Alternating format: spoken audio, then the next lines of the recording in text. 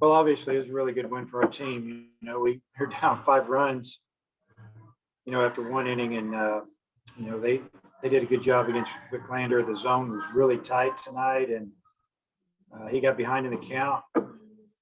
They did a good job putting the barrel on the ball, but obviously our offense, chipped away with a couple of big 2-run homers, and just enough to get us back. But the pitching held them down. The bullpen was outstanding, and then I thought the middle of our order did a great job. Wallace, Slavens, Moore drove in 3 runs, and got us a good win.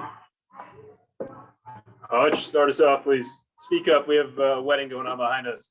Gotcha. Dave, Cops had to work quite a bit tonight. I think he finished with 66 pitches. What did you think of his performance? Well, any close pitches, he didn't get them. It just seemed like, and maybe it went both ways to a certain extent, but he had to work hard for that tonight. Tennessee did a nice job of laying off some borderline pitches. Umpire wasn't calling them. They battled and fouled off a lot of pitches. He got his pitch count up, but and again, I say this a lot, but I think Kevin would tell you that he didn't have his best stuff tonight. We could see it, but he had just enough, and he had a lot of heart, a lot of guts out there, and finished that game for us. And Cops gets a lot of the attention, but I think the few times Monk has pitched, he's done really well. What do you think about how he's pitched lately, and specifically today? Well, Caden, gave us a chance. We brought him in off of Wicklander, struggling there, maybe I think he had got 1 out in the 3rd inning. We went and got Caden, and he came in and gave us 3+ innings. It's one of his longer outings, if not his longest outing, and gave us an opportunity, to get to the 7th, got us through the 6th, and we felt like if we could, score a run or two to win the game with Kevin coming in, have a good outing, and that's what ended up happening. Tom? Dave, you guys have been down 5 a few times this year. I'm wondering, the mentality that you have to be able to come back. Yeah, the mentality for our team is, it's strong. I mean, as far as they believe they can come back. And, the situation was we still had 8 at-bats. And playing at a ballpark that's not real big and right, and wind was lightly blowing out, and ball get out of the park. We knew that we could get back in the game if we could hold them a little bit. And I just felt like we took some really good swings at Dallas in the 1st inning. We didn't score, but he didn't strike us out in the 1st inning. And thinking, man, we're going to get this guy. And then they punched in 5, and it was really big for us to score there in the 2nd. And I think we got the leadoff man on, and then Robert got the count to 3-1. Got him a fastball, and he hammered it. And all of a sudden it's 5-2. And you could tell that the momentum swung a little bit our way, and our guys definitely believed that they could come back. Okay, and then the Slavens home run, can you just talk about it? It happened after that break to review a play, and it was opposite field shot. And then if you could, he said their reliever, Hunley, guys weren't seeing him very well and all. That was the only hit you guys got off of him too. Yeah, had the close pickoff play with 2 outs. Slavens at bat with like a 1-2, 0-2 count on him, and they decided that they asked for a review, called him safe. It took about 6-7 minutes, probably the total, maybe 5 or 6 minutes before he threw the next pitch. And I think the very first pitch, he tried to get him with a changeup, and he left it up in the zone. And Brady stayed to it, and just back spun it, and really drove it out of the park opposite field. And all of a sudden, we're down 1 run. And we felt like that we had a really good opportunity to win the game. And then, as far as Hunley, so it was when he came in, and he was a little difficult to pick up, but it was at that time of night too. It was really difficult to see their 6th, 7th, 8th, 7th, and 6th and 7th inning. I would say just the way the sun was going down, and it was tough. I think it was tough on both teams, honestly. But he was difficult to pick up, it looked like. And our guys were talking about it. Matt? Thought one of the big moments in the game was Lipschitz had a 15-pitch at bat against Kevin to end the 7th inning. He got out of it. Then Slavens came back with his hit, I think, on the next pitch of the 8th. How big of a turning point did you feel like that was in the game? Well, I know a team was really excited about it. And then Slavens hits, I don't know, the first or second pitch down the right field line for a double.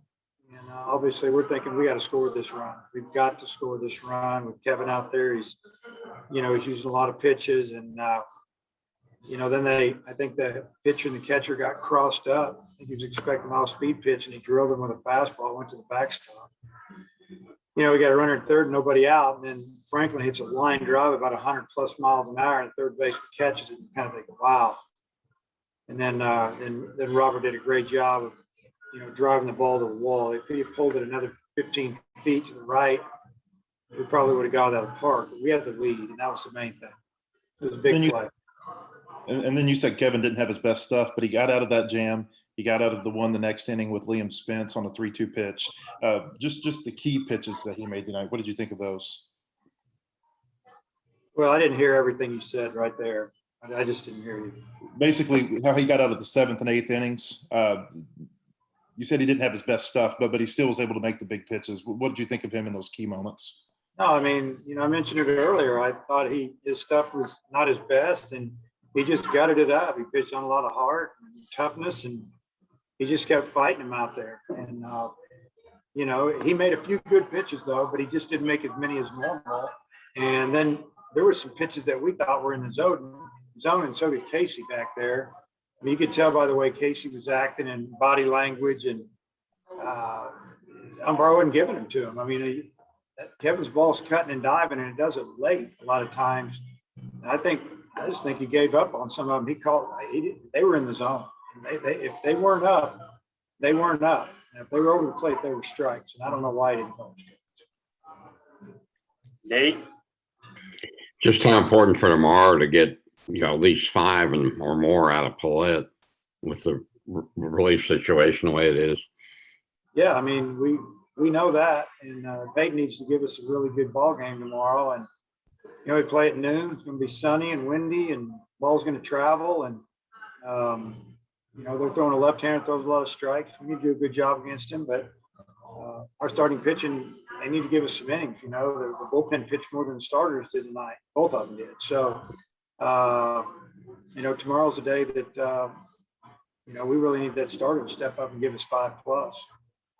Who do you look for out of the pen just after using Monk and Comps today? Well, I think that the Tuesday night ball game has given some confidence to some guys on the way they threw, gives confidence to the team, and then to the coaches what we saw. There's 4 or 5 guys that threw the other night that we can bring in, whether it's Vermillion or whoever. I mean, we've got some guys. Lockhart, I thought, threw well, 2 innings, and those guys are going to have to step up and get it done in the next couple of days. Thanks. Andrew Ellis? Hey, Coach, you played in some big ballparks this year, some of the best in the league. With some of them had a good bit of fans. How would you compare tonight's atmosphere with the full capacity to some of those, like Mississippi State? Yeah, it's a different feel here because the stands are so high. It's kind of an old school. So we don't hear them as much as you do when they're ground level, like our ballpark or, Mississippi State. We don't hear them quite as much, at least in the dugout. On the field, the guy said it was loud and the atmosphere was really good. I think they've done a nice job here with creating some good atmosphere, the way they run the music and different things. They got the crowd really involved. Yeah, it was good. Hutch, come back around. Last one.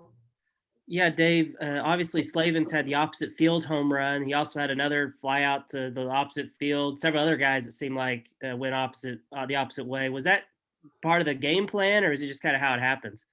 Well, they do pitch away a lot, especially when they're ahead in the count. They don't come in too much. I mean, I think about the pitch that Robert hit out of the park. It was a 3-1 fastball. It was probably in the middle of the play, but they don't come in a whole lot. And, just watching them and scouting reports and, you've got to stay through the middle of the field. And that's what our guys try to do. All right, Tom, last one, please. All right. Dave, I believe you've won the first game in every road series this year. How big is that for you? Well, it's been big, obviously, because we end up winning series, and played some really good teams on the road, you know, the Ole Miss, Mississippi State, Tennessee now, South Carolina on the road. I mean, we played good people on the road and with good pitchers and ranked teams. And, you know, we found a way to win on Friday. And, you know, so it's been big. You know, it takes a little bit of heat off of you, but you still haven't won the series. You still got a lot of work to do. And our guys know that. All right, thanks for your time, Coach. Okay, see you later.